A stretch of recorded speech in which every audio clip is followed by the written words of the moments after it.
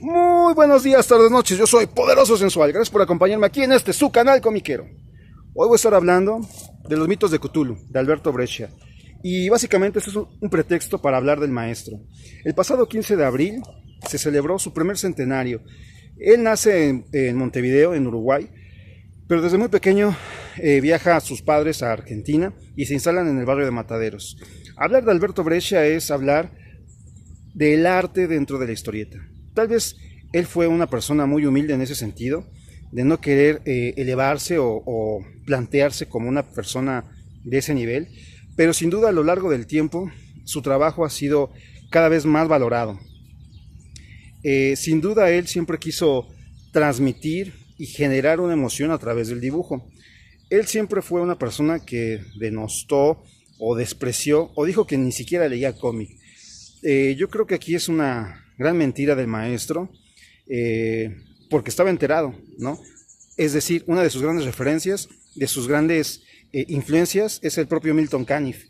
Entonces, pues yo creo que ahí está la influencia, ¿no? Y si vemos a lo largo de la historia, pues nunca se separó de la historieta, ¿no? Pero bueno, no quiero enredarme, quiero que esto fluya muy bien. Los invito a que busquen diferentes videos donde hablan a profundidad del maestro. Yo no voy a explorar mucho su vida ni a dar muchos datos porque ya hay muchos sitios que afortunadamente hablan de él.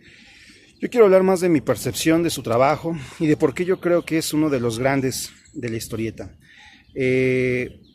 Alberto Breccia, sin lugar a dudas, tiene una mística especial, un algo que lo hace, no quiero decir que sobresalir del resto. Yo creo que es su aporte al mundo de la historieta, ¿no? Resultaría ocioso empezar a comparar y decir, mira, pues Alberto Breccia no es mejor que Moebius por esto y esto, y que Alberto Breccia no es mejor que X o Y.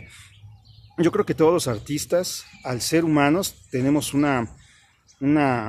algo especial, ¿no? Es un algo que aporta a una comunidad, a una gran cadena colectiva de dibujantes, y algunos dan algo, algunos otros dan emociones, lo que sea, ¿no? Entonces, desde esa perspectiva yo creo que vale más acercarnos al maestro Alberto Breccia. En efecto, ya también él es una figura vieja escuela y que a lo largo de la historia y evolución de la historieta, del cómic en general, pues vemos más hoy día diseño, vemos más narrativa, vemos más colores, muchos elementos que se han ido transformando y que si con esos valores hoy retomamos al propio Alberto Breccia, en algunos lugares tal vez estaría pues fallando, por así decirlo, ¿no? Pero repito, eso no es lo importante es entender su momento, su contexto, qué significó él. Y bueno, así a grandes rasgos, vamos a decir que él comienza a trabajar a los 18, 19 años en diferentes revistas de barrio, de ahí de su localidad de Mataderos, y después va entrando a ciertas editoriales y empieza a trabajar pues desde títulos de superhéroes, títulos de tiras cómicas, y va pues trabajando en lo que tiene oportunidad, ¿no? Empieza a ilustrar algunos pues portadas, cosas así, trabajillos que ahí va teniendo, pero aún así se empieza a distinguir que él tiene algo diferente a los demás, un algo que empieza a llamar la atención. Y pues ya en algún tiempo después, él entra a un título que se llama Vito Nervio. Vito Nervio cambia la vida profesional de Alberto Breccia, ya que en este título se conserva y está aproximadamente 10 años, poco más, poco menos. Por eso le sirve para generar un nombre. Él siempre fue un autodidacta. Con el paso del tiempo, sus propias experimentaciones lo fueron llevando a la docencia. Él comenzó siendo autodidacta y terminó siendo maestro. Y siempre fue una persona que abrió sus puertas para todas esas personas que quieran conocer y entrar al mundo profesional de la historieta. Yo supe de él por primera vez allá en la década de los 90s, pues a principios, yo creo que, no sé, 91, 92, lamentablemente el maestro muere en noviembre del 93, es muy cortito el tiempo en el que yo sé que existe y fallece, pero acá en México hay un canal que es el canal 22 y siempre se ha procurado por llevar temas culturales. Y en este canal había pues un programa que se llama Grandes Maestros del Cómic. En él, cada capítulo te presentaba a un artista. Ahí conocí a Moebius, a Manara, a Hugo Pratt y evidentemente al maestro Alberto Breccia, entre muchas figuras más. Y yo por suerte lo vi, y el primero que vi fue el del maestro Alberto Breccia. Las imágenes que ahí mostraban eran realmente impactantes, eran brutales. Yo en ese momento pues tenía mi referente de Spider-Man con McFarlane y me gustaba, ¿no? Pero no voy aquí a criticar a nadie, simplemente era lo que me tocaba, era el momento, el cómic que a mí tenía acceso. Y bueno, conozco a Alberto Breccia en este programa y me vuela la cabeza, ¿no? Trato de salir y ver dónde, pero en aquella época era pues imposible encontrar material del gran maestro Alberto Breccia. Y de hecho era muy difícil conseguir cómic, más aún cuando no era de superhéroes. Porque en todos los kioscos, en los puestos de revistas, pues había cosas de Novaro, de Editorial Vid, y eso era fácil de conseguir. Pero fuera de eso, nada. Ni siquiera en este caso yo pude conseguir en su momento cómic mexicano, ¿no? Revistas mexicanas que mucho tiempo después supe que existía y que bueno, hoy pues las estoy buscando, ¿no? Recopilando. En fin, conozco al maestro Alberto Breccia, pasa mucho tiempo, empiezo a ver que hay pues pequeños historias o pequeños fragmentos de temas como Mort Cinder en diferentes revistas del mundo, entre ellos El Víbora, sobre todo revistas españolas y etcétera. Pero bueno, me quedé en Vito Nervio. Vito Nervio, después de que está trabajando ahí, el maestro hace un break y pues comienza a trabajar con Héctor Germán Westergel. Hace una pequeña historia, que ahorita no recuerdo cómo se llama, pero de forma curiosa, Héctor Germán Westergel manda el guión, Alberto Breccia lo ve, le interesa y lo trabaja, y continúan de esta manera. Eso hace que después entren. Aquí me está fallando un poco la memoria, porque si no mal recuerdo, así fue como se hizo posteriormente Sherlock Time, ¿no? Alberto Breccia dibujando y Héctor Germán Westergel mandando guiones, y en ningún momento había comunicación. Ya es hasta el 63 donde los dos se sientan y platican para trabajar lo que va a ser una de las grandes piezas de la historieta del mundo mundial. Una gran historieta, un gran título que es Mort Cinder. Mort Cinder, los invito a que vean un episodio que ya hice de él. Es una historia que comienza con cierto matiz, cierto tono, y que en algún punto da un giro de tuerca, y la historia se convierte en algo más. En ese momento, tanto Alberto Breccia como Héctor Germán Westergel estaban pasando por situaciones un poco difíciles en sus vidas, y creo que aquí ellos drenaron esta situación, un poco de esas cosas pues anecdóticas. Aquí Alberto Breccia, en esta época, si no mal recuerdo, su esposa, bueno, tuvo dos esposas. La primera esposa estaba enferma, estaba mal, entonces él tenía que atenderla. Si no mal recuerdo, estaba hospitalizada. En la tarde se hacía cargo de sus hijos, y ya en la noche le daba el tiempo para dibujar. Por las presiones que había en casa, no tenía de pronto el material necesario, y empezó a experimentar con diferentes materiales que tenía para poder agilizar las cosas. Y bueno, es así como él trabaja con la famosa Gillette, la navaja que corta y empieza a hacer efectos, y de ahí sale, ¿no? De ahí sale, y sobre todo un papel que también le habían regalado, uno muy satinado, que le permitía que resbalara la tinta, que no se absorbiera tanto como en un bond.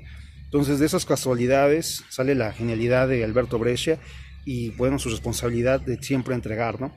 Y así es como se genera Mort Cinder.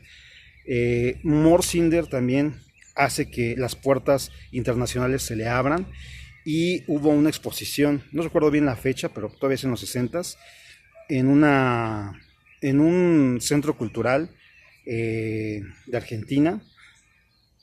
Se crea lo que es la primera Bienal de la Historieta Internacional, y se presentan trabajos en gran formato, impresiones en gran formato de diferentes autores internacionales, y junto de ellos también nacionales, y ahí estaba Alberto Breccia.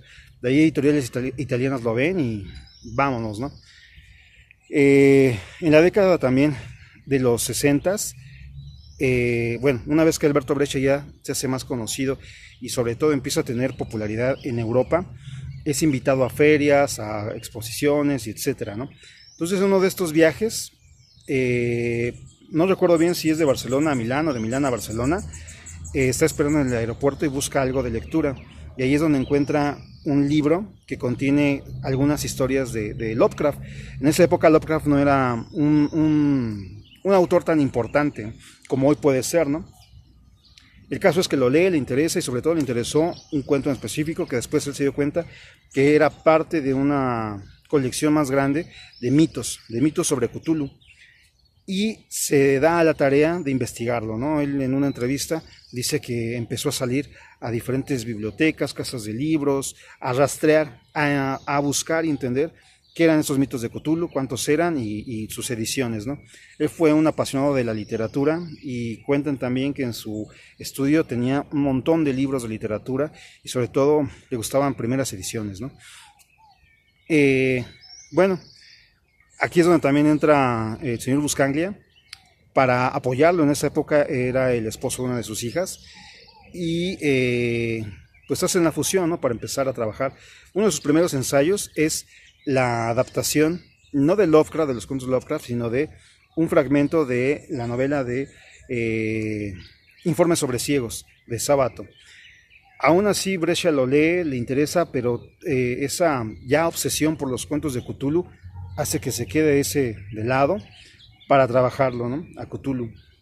Y pues así se genera lo que serían los mitos de Cthulhu, que se publican por primera vez en 1973 en una revista que se llama Il Mago en Italia. Y continúan en estas antologías dando sus diferentes historias y terminan siendo 10, ¿no? Terminan en el 79, en el 80, más o menos. Y bueno, esta que tengo aquí está catalogada como la primera adaptación de los mitos de Cthulhu en español. Y esta es de Editorial Mexicana, Editorial Nueva Imagen. Esto se hizo en 1980, así como terminó, luego se hizo un recopilado. Yo creo que aquí es donde también vale la pena detenernos un poquito y hablar de esto, porque la obra del maestro Breccia no es tan popular, es decir, no la encontramos en las estanterías o en las tiendas de cómics tan fácilmente. Este año Fantagraphic y Astiberri sacaron una edición de Mort Cinder y que bueno, yo pensaba que esto iba a ser la puerta para una celebración, ¿no? Por los 100 años íbamos a tener más material, pero no, solo ha sido este. Y si no me recuerdo, más bien empezaron el año pasado. El caso es que también un poco investigando, muchas de sus páginas están dispersas, ¿no? por todo el mundo. Hay unas que estaban en resguardo, pero ahí, una vez que fallece el maestro Alberto Breccia, quedan sus herederos como titulares de su obra. Es Cristina, es Enrique y se me olvida su otra hija. Son 3 los que se hacen responsables de eso y mucho de su acervo está en un banco de Italia. Hace poco leí una nota donde también decían que sustrajeron mucho de su obra y la estuvieron vendiendo por internet. Entonces se hizo toda una logística para averiguar qué estaba pasando y se dieron cuenta que mucho de su material y sobre todo dibujos, bocetos se había perdido, ¿no? Lo habían vendido y se había robado. Entonces también eso hace muy difícil que se puedan recopilar muchas de sus obras. Recordemos también que mucho de lo que él hizo se hizo en antologías y que también esas antologías de esas revistas fueron cambiando de razón social. Entonces de pronto una revista llegó a cierto lugar, a cierto punto, llega una revista y comienza, y eso hace muy difícil que se puedan tener los derechos o siquiera las páginas. Entonces, sí es una situación, por ejemplo, en lo de Astiberri, ellos lanzaron una convocatoria invitando a todas las personas que tuvieran originales para poderlas escanear y tener una edición lo más digna posible, ¿no? Aún así hay muchas páginas que están escaneadas directa de revista y pues se ve la diferencia, ¿no? de cuando tú lo vas leyendo. Y eso tal vez le pega un poco al maestro. Hoy todo lo que conocemos sabemos que sale una grapa y el siguiente paso es el TP y luego el hardcover. y ya está concebido para que sea un compendio, ¿no?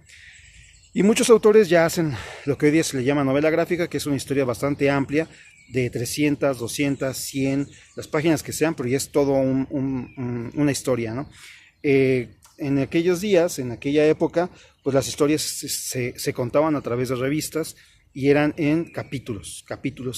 Entonces, de algún modo nunca estaban pensadas para que salieran recopiladas, ¿no? Si bien funcionaban y bien llamaban la atención, bueno, era candidata a sustraerlo de la revista y hacerle su propio libro, pero ninguno de los autores pues iba sobre manera pensando ya en eso, ¿no?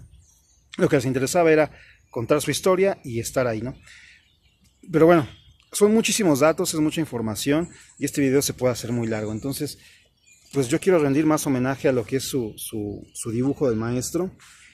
Como decía, en Vito Nervio vemos de inmediato ya una influencia de lo que sería Milton Caniff en el trabajo de Alberto Breccia, y que Milton Caniff también influyó a grandes personas como el propio Hugo Pratt, ¿no?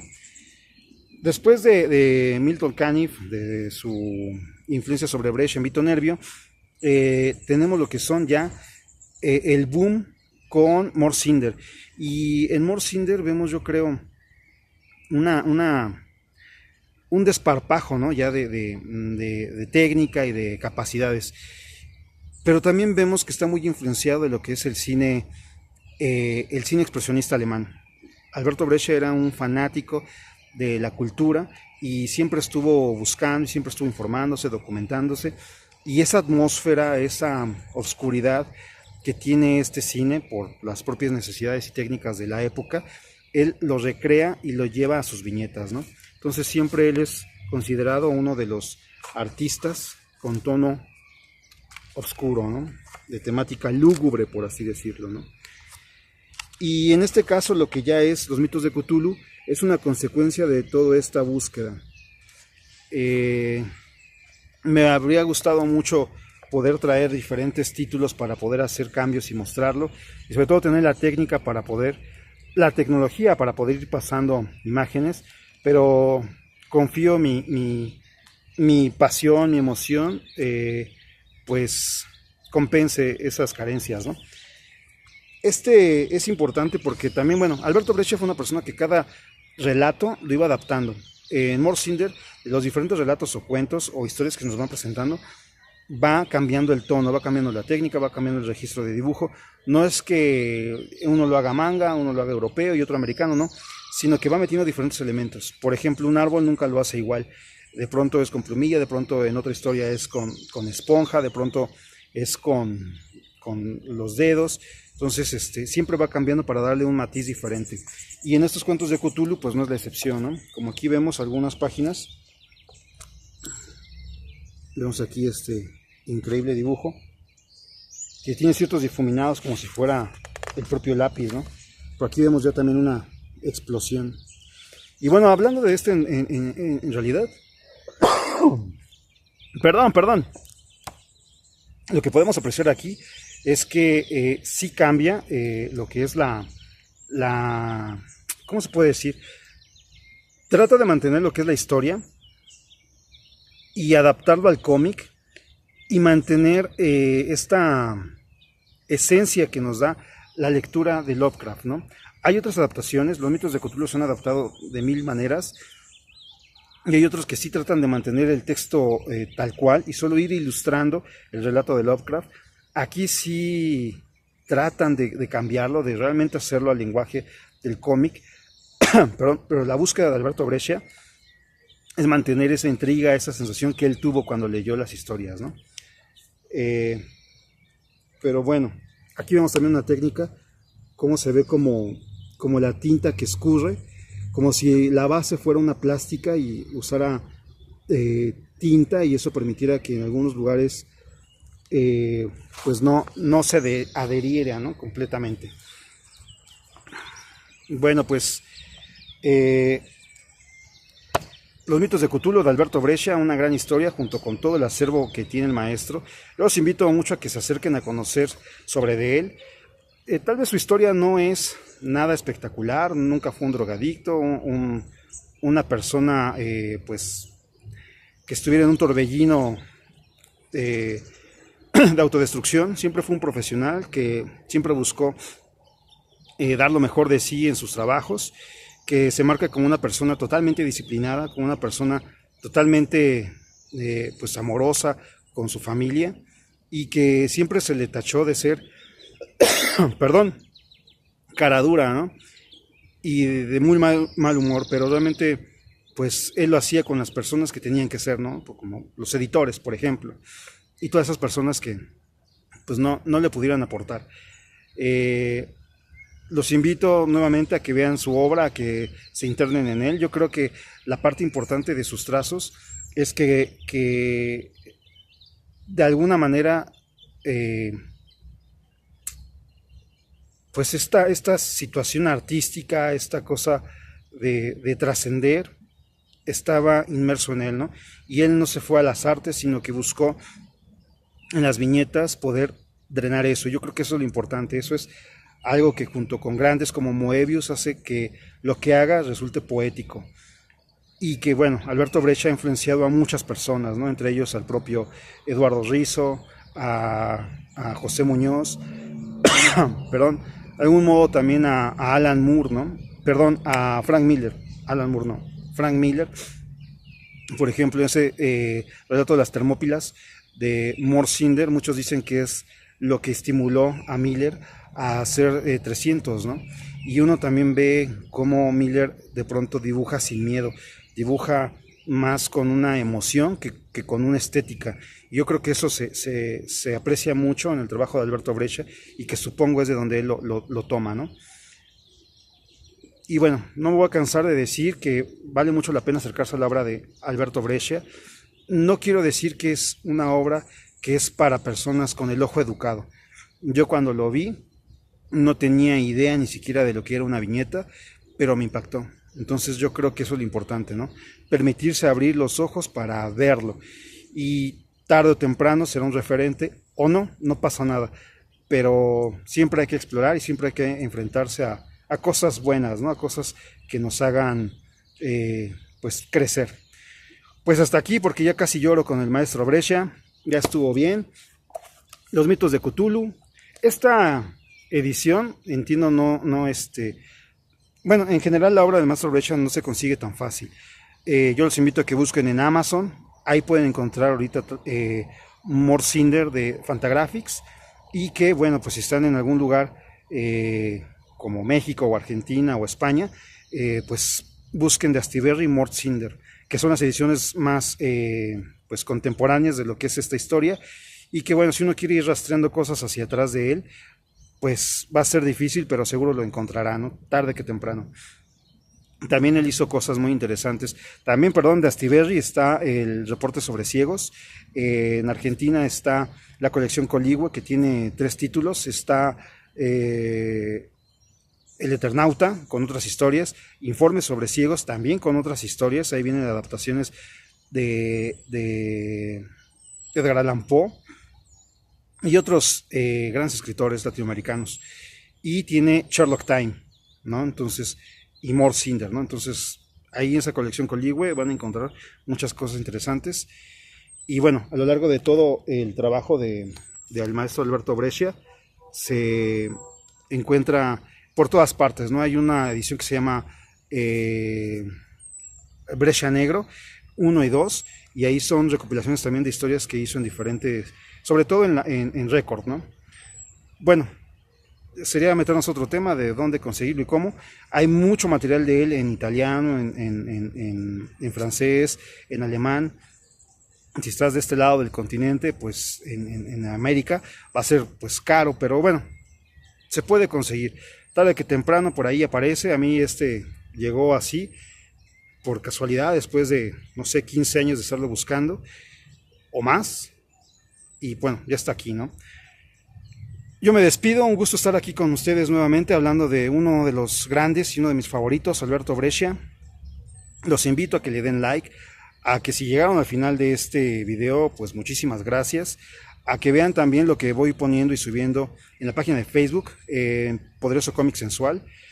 Y bueno, Instagram y redes sociales, etcétera, Ya me voy, ya hablé mucho, no puedo parar. Adiós, bye, cuídense, gracias, bye, bye.